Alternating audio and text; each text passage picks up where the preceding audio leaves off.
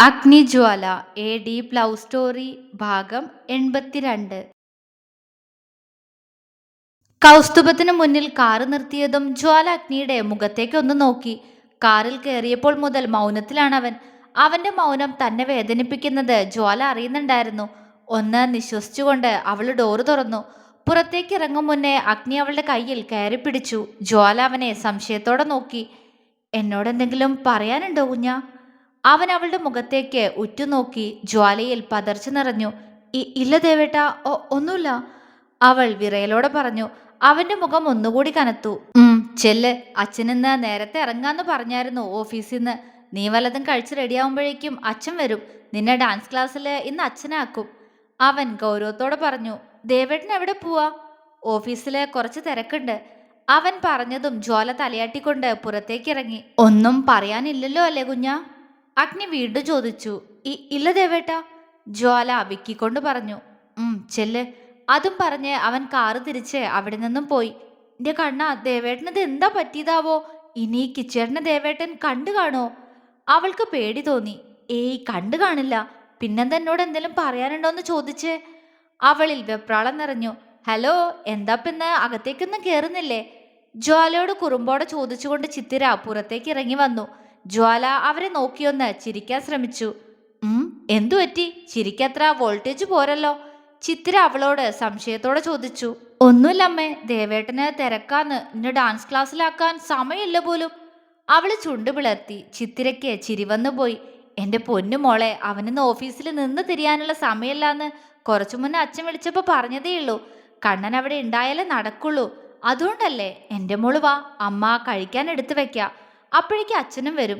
ചിത്തിര പറഞ്ഞുകൊണ്ട് അവളെ അവരുടെ ഒരു വശത്തേക്ക് ചേർത്ത് പിടിച്ചു. ജ്വാല തലയാട്ടിക്കൊണ്ട് അവരുടെ ഒപ്പം നടന്നു. അപ്പോഴും അഗ്നിയുടെ ഗൗരവം എന്തിനായിരിക്കുമെന്ന് അവള് പേടിയോടെ ആലോചിച്ചു. ഓഫീസിലാണ് അഗ്നി. അവന്റെ മുഖത്ത് നിറഞ്ഞു നിൽക്കുന്നത് ദേഷ്യമാണ്. ഇടയ്ക്കിടയ്ക്ക് കൈ ടേബിളിൽ ദേഷ്യത്തോടെ ഇടിക്കുന്നുണ്ട് അവൻ. കണ്ണുകളിൽ ഇപ്പോഴും അല്പനേരം മുൻപ് നേരിൽ കണ്ട ദൃശ്യം നിറഞ്ഞു നിൽക്കുന്നു. അഗ്നി കൈമുഷ്ടി ചുരുട്ടി തന്റെ ദേഷ്യം കൺട്രോൾ ചെയ്യാൻ ശ്രമിച്ചു. പതിയെ സീറ്റിലേക്ക് ചാരിയിരുന്ന് അവൻ കണ്ണുകൾ അടച്ചു. പുതിയൊരു വർക്കിന്റെ മീറ്റിങ്ങും മറ്റുമായിട്ട് ഇന്ന് മുഴുവൻ ബിസിയായിരുന്നു. അതുകൊണ്ട് തന്നെ നേരം പോയത് അറിഞ്ഞില്ല. പെട്ടെന്ന് ഇന്ന് കുഞ്ഞിനെ കൊണ്ടുവരാൻ ശങ്കരേട്ടൻ വീട്ടിലില്ലല്ലോന്നും കുഞ്ഞിനോട് അവളെ കൊണ്ടുവരാൻ ഞാൻ വരാമെന്നും പറഞ്ഞത് ഓർത്തത്. സമയം നോക്കിയപ്പോ കോളേജ് ടൈം കഴിഞ്ഞിരിക്കുന്നു. വെപ്രാളത്തോട് അച്ഛനോട് പറഞ്ഞ് അങ്ങോട്ട് അത്രയും സ്പീഡിലാ പോയത്. നേരം തെറ്റിയാ അവൾക്ക് പേടിയാവില്ലേ, അതായിരുന്നു ചിന്ത. പക്ഷെ അവിടെ കണ്ട കാഴ്ച. അഗ്നി കണ്ണുകൾ വെട്ടി തുറന്നു. മുഖമാകെ ദേഷ്യം ഇരച്ചു കയറുന്നുണ്ട്. ആ ചരൺ അവനെന്റെ കുഞ്ഞിന്റെ കയ്യില് കയറി പിടിച്ചിരിക്കുന്നു. അവനെ കണ്ട ദേഷ്യം, ഒപ്പം അവന്റെ കൈകൾ എന്റെ പെണ്ണിലാണെന്നുള്ള ദേഷ്യം, എല്ലാം കൂടി അവനിട്ട് രണ്ട് പൊട്ടിക്കാനാ കാറിന്ന് ഇറങ്ങിയേ. പക്ഷെ പെട്ടെന്ന് ഞാൻ പോലും ഞെട്ടിപ്പോയി ഒരു നിമിഷം. അഗ്നിയുടെ ചുണ്ടിൽ അതോർക്കവേ ഒരു ചിരി മിന്നി. എന്റെ കുഞ്ഞൻ അവള് ചരണിനെ പിടിച്ച് പുറകിലേക്ക് തള്ളിയിരിക്കുന്നു. അങ്ങനൊരു നീക്കം അവനെ പോലെ തന്നെ ഞാനും പ്രതീക്ഷിച്ചിരുന്നില്ല. അന്തം വിട്ട് അവളെ നോക്കി നിന്നുപോയി. പെണ്ണിന്റെ മുഖമാകെ ദേഷ്യം കൊണ്ട് വിറയ്ക്കുന്നുണ്ടായിരുന്നു. മുഖമാകെ ചുവന്നു കയറി വിറച്ചു നിൽക്കുന്നവളെ വാരിപ്പുണർന്ന് ചുംബിക്കാൻ കൊതി തോന്നിപ്പോയി. അവളെ സംരക്ഷിക്കാൻ അവള് തന്നെ മതിയെന്ന് എനിക്ക് ഉറപ്പായി. കാര്യമായിട്ട് എന്തോ സംസാരത്തിലാ രണ്ടാളൊന്നും മനസ്സിലായി. പക്ഷെ എന്താ പറയുന്നതെന്ന് കേട്ടില്ല. കുഞ്ഞൻ പറയൂലോ, അതുകൊണ്ട് കാറിലേക്ക് തന്നെ കയറി. അവൻ തിരികെ പോകുന്നത് കണ്ടതും കാറ് സ്റ്റാർട്ടാക്കി. പക്ഷെ ആ പന്ന അല്പം മാറി നിന്ന് അവളെ വീണ്ടും നോക്കുന്നു. എന്റെ കാർ ആ ജ്വാലയുടെ മുന്നിൽ നിർത്തിയിരിക്കുന്നതെന്ന് മനസ്സിലായി കാണണം. അവൻ ബൈക്ക് സ്റ്റാർട്ടാക്കി പോയി. അഗ്നി ഒന്ന് നിശ്വസിച്ചു. ചരൺ, നിനക്ക് കിട്ടിയതൊന്നും പോരാന്നറിയിക്കാൻ വേണ്ടിയാണോ ഇപ്പോ ഇങ്ങനൊരു തിരിച്ചുവരവ്? അഗ്നിയുടെ പല്ലുകൾ മുറുകി. ഇങ്ങനെയാണെങ്കിൽ വൈകാതെ നീ എന്റെ കയ്യിൽ നിന്ന് വീണ്ടും വാങ്ങിക്കൂട്ടും. നിനക്കുള്ളത് കുഞ്ഞൻ തന്നെ തന്നിട്ടുണ്ടെന്ന് എനിക്കറിയാം. പക്ഷേ അത് പോരല്ലോ. അവൻ അവന്റെ ഫോൺ കയ്യിലെടുത്തു. ഗാലറിയിൽ നിന്നും അവനും ജ്വാലയും ഒരുമിച്ചുള്ള ഒരു സെൽഫി ഓപ്പൺ ആക്കി. അഗ്നിയുടെ കഴുത്തിലൂടെ കൈയിട്ട് അവന്റെ കവിളിൽ ചുംബിക്കുന്ന ജ്വാല. അഗ്നി ആ ഫോട്ടോയിലൂടെ ഒന്ന് തഴുകി. എന്നാലും എൻ്റെ പൂച്ചക്കുട്ടി, നീ എന്നോട് പറഞ്ഞില്ലല്ലോടി നിന്റെ കിച്ചേട്ടനെ കണ്ട കാര്യം. അവന്റെ മുഖം വീർത്തു. എത്ര വട്ടം ചോദിച്ചു ഞാൻ എന്നോടെന്തെങ്കിലും പറയാനുണ്ടോന്ന്. അപ്പൊ അവളുടെ ഒരു ഇല്ല. ശരിയാക്കി തരാടി നിന്നെ ഞാൻ, അഗ്നി കുസൃതി ചിരിയോടെ പറഞ്ഞു. അപ്പോഴേക്കും ക്യാബിൻ ഡോർ തുറന്ന് അപ്പു അകത്തേക്ക് വന്നതും ഫോണ് ലോക്കാക്കി ടേബിളിൽ വെച്ച് അഗ്നി വർക്കിലേക്ക് കടന്നു. രാത്രിയിൽ അവരുടെ റൂമിലാണ് ജ്വാല. അഗ്നി റൂമിലെ അവന്റെ വർക്കിംഗ് റൂമിലാണ്. അവൻ രാത്രി വന്നപ്പോ തൊട്ട് ജ്വാല അവനെ ശ്രദ്ധിക്കുന്നുണ്ടായിരുന്നു. അവളോട് അത്ര സംസാരമില്ല. എന്നും കൊണ്ടുവരുന്നത് പോലെ ഐസ്ക്രീമും ചോക്ലേറ്റ്സും എല്ലാം കൊണ്ടു തന്നു. പക്ഷെ ആ മുഖത്ത് ഒരു പരിഭവമുണ്ട്. അതെനിക്ക് ഉറപ്പാ. എനിക്കറിയാ എന്റെ ദേവേട്ടന്റെ മുഖം മാറിയ. ഐസ്ക്രീം കയ്യിലേക്ക് തന്നപ്പോഴും ഭക്ഷണം വാരിത്തരുമ്പോഴും എല്ലാം ചോദിച്ചത് എന്നോടെന്തെങ്കിലും പറയാനുണ്ടോന്നാ. ജ്വാലയൊന്ന് നിശ്വസിച്ചു. പറയാനുണ്ടല്ലോ, ഇപ്പൊ എനിക്ക് പറയാനുണ്ട്. ദേവേട്ടൻ കിച്ചേട്ടനെ കണ്ടിട്ടുണ്ട്, അത് ഉറപ്പാ. അതായി ചോദ്യം.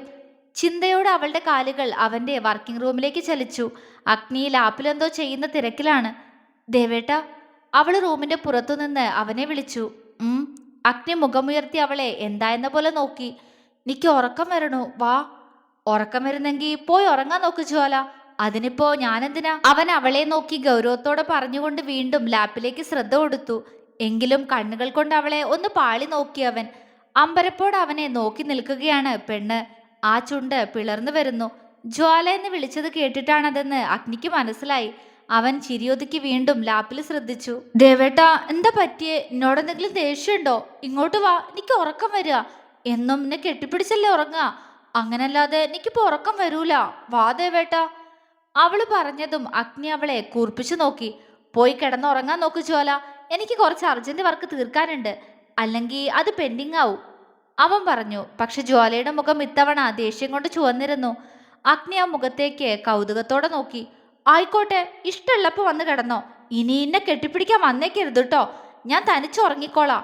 അഗ്നി വർക്കൊക്കെ തീർത്തിട്ട് അഗ്നിക്ക് തോന്നുമ്പോ വന്ന് കിടന്നാ മതി. Good night Agnidev. ദേഷ്യത്തോട് അവനോട് അത്രയും പറഞ്ഞുകൊണ്ട് അവൾ ചാടിത്തുള്ളി ബെഡിൽ പോയി കിടന്നു. ഇത്തവണ അഗ്നി ശരിക്കും ചിരിച്ചു പോയിരുന്നു. അവളെ ജ്വാല എന്ന് വിളിച്ച ദേഷ്യത്തിലാണ് തന്നെ അവൾ അഗ്നി എന്ന് വിളിച്ചതെന്ന് അവന് മനസ്സിലായി. ചിരിയോടെ ലാപ്പ് ക്ലോസ് ചെയ്ത് ആ റൂമിലെ ലൈറ്റും കെടുത്തി ഡോറ് ലോക്ക് ചെയ്ത് അവൻ ബെഡ്റൂമിലേക്ക് വന്നു. അവൻ കിടക്കുന്നതിന്റെ നേരെ എതിർവശം ചേർന്ന് കിടക്കുന്നുണ്ട് ജ്വാല. അഗ്നി കുറുമ്പോടെ അവളെ നോക്കി അവൾക്കടുത്തായി വന്നു കിടന്നു. അവൻ വന്നു കിടക്കുന്നത് കണ്ടതും അവളുടെ ചുണ്ടിൽ ചിരി വിരിഞ്ഞു. അഗ്നി പതിയെ അവൾക്കടുത്തേക്ക് നീങ്ങിക്കിടന്നു. അത് മനസ്സിലായ പോലെ അവൾ ഒന്നുകൂടി അവനിൽ നിന്നും അകന്നു കിടന്നു.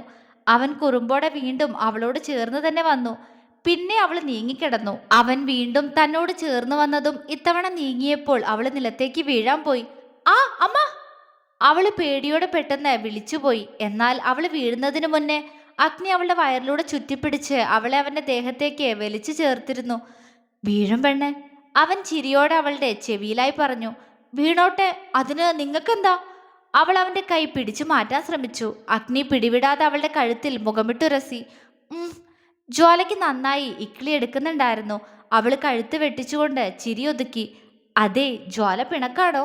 അഗ്നി അവളോട് കുറുമ്പോടെ ചോദിച്ചുകൊണ്ട് ആ കഴുത്തിൽ ചുംബിച്ചു. ജ്വാല മൂളി. പക്ഷെ അവളുടെ കവിൾ അപ്പോഴും വീർത്തിട്ടുണ്ടാവുമെന്ന് അഗ്നിക്ക് അറിയാമായിരുന്നു. എങ്കിലും പെണ്ണിനെ ഇങ്ങനെ ദേഷ്യം പിടിപ്പിക്കാൻ ഒരു രസാണ്. ജ്വാല. അഗ്നി വീണ്ടും വിളിച്ചു. ഞാനിതിനെ പിണങ്ങുന്ന അഗ്നിയല്ലേ? വർക്കുണ്ടെന്ന് പറഞ്ഞ് അത് തീർക്ക്, ഇന്നെങ്ങനെ പിടിക്കണ്ട. അതും പറഞ്ഞ് അവള് വീണ്ടും അവന്റെ കൈ പിടിച്ചു മാറ്റാൻ ശ്രമിച്ചു. അഗ്നി അവളുടെ വയറിൽ നിന്നും കൈയെടുത്തു. ജ്വാല ബെഡിൽ എഴുന്നേറ്റിരുന്ന് അവനെ തുറച്ചു നോക്കി. ഹംബോ, യക്ഷി തന്നെ. നോക്ക്, ഉണ്ടക്കണ്ണും തുറപ്പിച്ച് 2 യക്ഷിപ്പല്ല് കൂടി വേണ്ടതായിരുന്നു. അവൻ അവളെ കളിയാക്കി. അത് നിനക്കില്ലേ ഡ്രാക്കുള, അവള് ദേഷ്യത്തോടെ പറഞ്ഞു. അഗ്നി പെട്ടെന്ന് ബെഡിൽ എഴുന്നേറ്റിരുന്നു. എന്താടി വിളിച്ചേ? നീ എന്നോ? അവൻ കണ്ണുരുട്ടി. ജ്വാല പെട്ടെന്ന് തലതാഴ്ത്തിയിരുന്നു. ആ കവിളിൽ ഒരു കുത്തു കൊടുക്കാൻ കൊതി തോന്നിപ്പോയി അവന്. അതെ, എന്നോടെന്തെങ്കിലും പറയാനുണ്ടോ? അഗ്നി അവളുടെ മുഖത്തിനടുത്തേക്ക് താഴ്ന്നു വന്നു. ജ്വാല അവനെ ദേഷ്യത്തോടെ നോക്കി പെട്ടെന്ന് അവന്റെ മടിയിലേക്ക് കയറിയിരുന്നു. അവന് ചിരി വന്നു പോയി. അവൻ അവളെ ചുറ്റി പിടിച്ചുകൊണ്ട് അവളെ നോക്കി പുരികമുയർത്തി. എനിക്ക് പറയാനുള്ളത് ഞാൻ പറയൂലോ. അതിങ്ങനെ ചോദിക്കണ എന്തിനാ? എനിക്കറിയാ ദേവേട്ടൻ കിച്ചേട്ടനെ കണ്ടിട്ടുണ്ടെന്ന്. വെറുതെ പറ്റിക്കുക. അവൾ അവന്റെ കഴുത്തിലൂടെ കൈയിട്ട് പിടിച്ചു. ആ കണ്ടു, പക്ഷേ നീ എന്നോട് പറഞ്ഞില്ലല്ലോ. അവൻ ചുണ്ടുകൊട്ടി. അതിന് പറയാൻ ദേവേട്ടൻ എനിക്കൊരു അവസരം തരണ്ടേ? എന്തേലും പറയാനുണ്ടോന്ന് ചോദിക്കുമ്പോ എനിക്ക് അങ്ങോട്ട് പേടിയായിട്ടല്ലേ?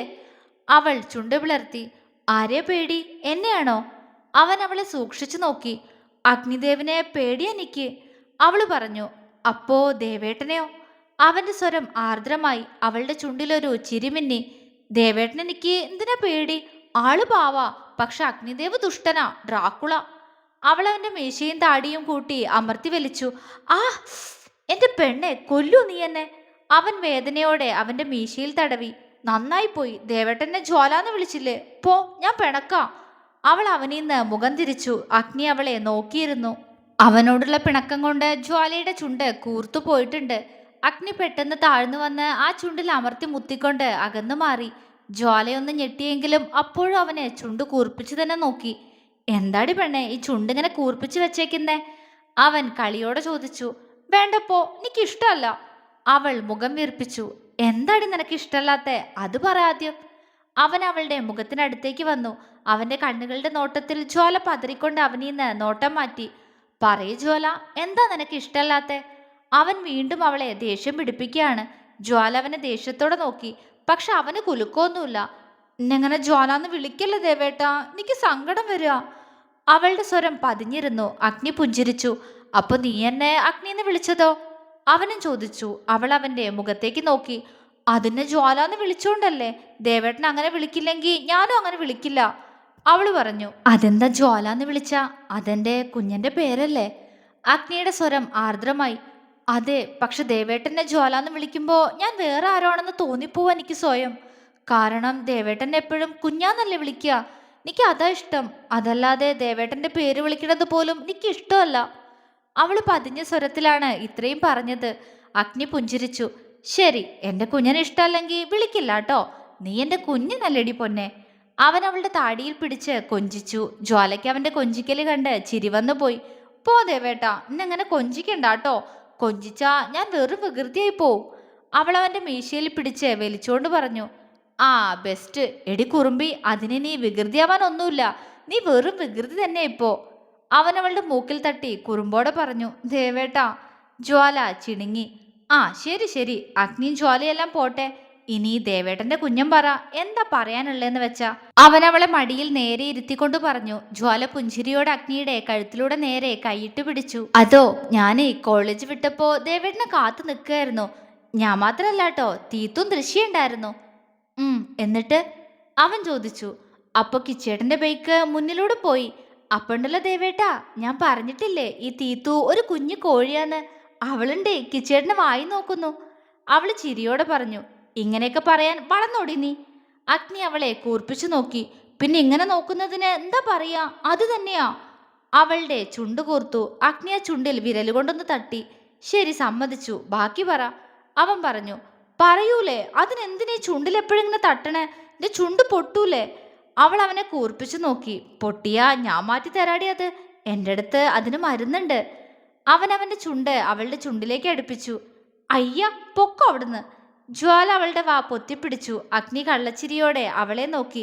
വെറുതെ ഉമ്മ വെക്കാൻ ഓരോ കാരണം ഉണ്ടാക്കല്ലേ. എനിക്കെല്ലാം മനസ്സിലാവുന്നുണ്ട് കേട്ടോ. അത് വേണ്ട കേട്ടോ മോനെ. അവൾ അവന്റെ കവിളിൽ അമർത്തി നുള്ളി. വിടുപെണ്ണെ, വേണ്ടെങ്കി വേണ്ട, നീ ബാക്കി പറ. അഗ്നി അവന്റെ കവിളിന്ന് അവളുടെ കൈ പിടിച്ചു മാറ്റി. അങ്ങനെ വഴിക്ക് വാ. ജ്വാല ചിരിച്ചു. ഓ. അവൻ ചുണ്ടുകൊട്ടി. നമ്മൾ എവിടെയാ പറഞ്ഞു നിർത്തിയ ദേവേട്ടാ? അവൾ അഗ്നിയുടെ കവിളിൽ പിച്ചിടത്തേക്ക് നോക്കിക്കൊണ്ട് ചോദിച്ചു. ആ, നിന്റെ ഫ്രണ്ട് അവനെ നോക്കി. അഗ്നി താല്പര്യമില്ലാതെ പറഞ്ഞു. പിണങ്ങിയോ ദേവേട്ടാ? ഞാൻ വെറുതെ പിച്ചിയതല്ലേ. അതും പറഞ്ഞ് അവൾ അവന്റെ കവിളിൽ പതിയെ ചുംബിച്ചു. എന്നാ ഇവിടെയും കൂടെ. അഗ്നി ചിരിയോടെ അവന്റെ ഇപ്പുറത്തെ കവിള് കൂടി അവൾക്ക് നേരെ കാണിച്ചു കൊടുത്തു. ജ്വാല അവിടെയും പതിയെ ചുണ്ടമർത്തി. ഇപ്പൊ പിണക്കം മാറിയോ? എനിക്കെന്തിനാ എന്റെ കുഞ്ഞിനോട് പിണക്കം? ഒരു പിണക്കവും ഇല്ല. ഇതൊക്കെ നിന്റെ ഉമ്മ കിട്ടാൻ വേണ്ടി ഓരോ അടവല്ലേ. അവൻ ഇളിച്ചു. എനിക്കറിയാലോ അത്. അവളും ചിരിച്ചു. അഗ്നി അവളെ ചേർത്ത് പിടിച്ചു. എന്നാ ബാക്കി പറ. എന്നിട്ട് നമുക്ക് നിന്റെ കിച്ചണിട്ട് രണ്ട് കൊടുക്ക. ഞാൻ കണ്ടതാ അവൻ നിന്റെ കൈ കയറി പിടിക്കുന്നേ. അപ്പോഴെ വന്ന് അവനിട്ട് പൊട്ടിക്കണമെന്ന് കരുതിയതാ. അപ്പോഴാ നീ അവനെ പിടിച്ചു തള്ളിയേ. അഗ്നിയുടെ മുഖത്ത് പെട്ടെന്ന് ദേഷ്യം നിറഞ്ഞു. എന്നാ ജ്വാലയുടെ കണ്ണ് മിഴിഞ്ഞുപോയി. അതെല്ലാം അവൻ കണ്ടോ എന്ന ഭയമായിരുന്നു അവളുടെ കണ്ണുകളിൽ.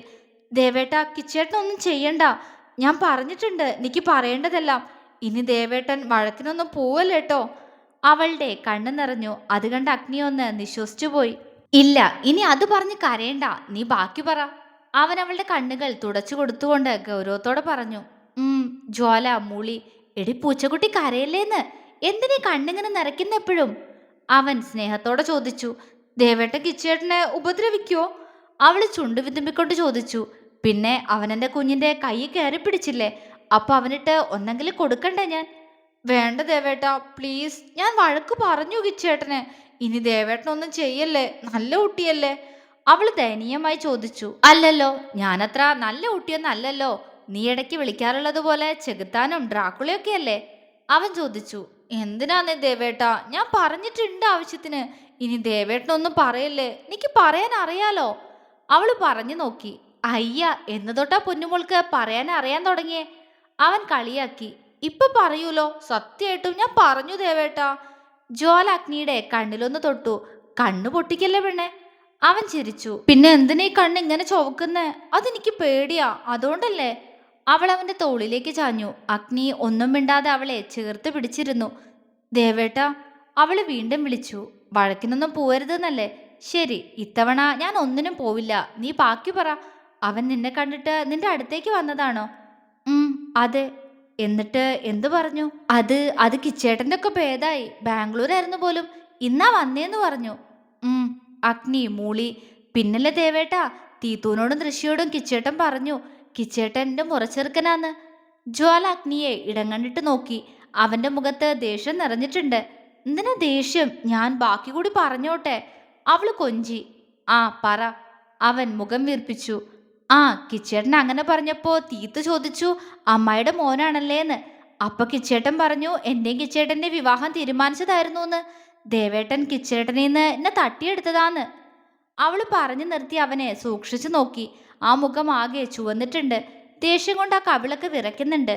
തന്നെ മറ്റൊരാളുടേതെന്ന് പറയുന്നത് പോലും അവൻ ഇഷ്ടമല്ല എന്ന് ജ്വാല പ്രണയം തുളുമ്പുന്ന മിഴികളാൽ മനസ്സിലാക്കുകയായിരുന്നു. അപ്പോൾ അവൾക്ക് ആ ദേഷ്യം വീണ്ടും കാണാൻ തോന്നി.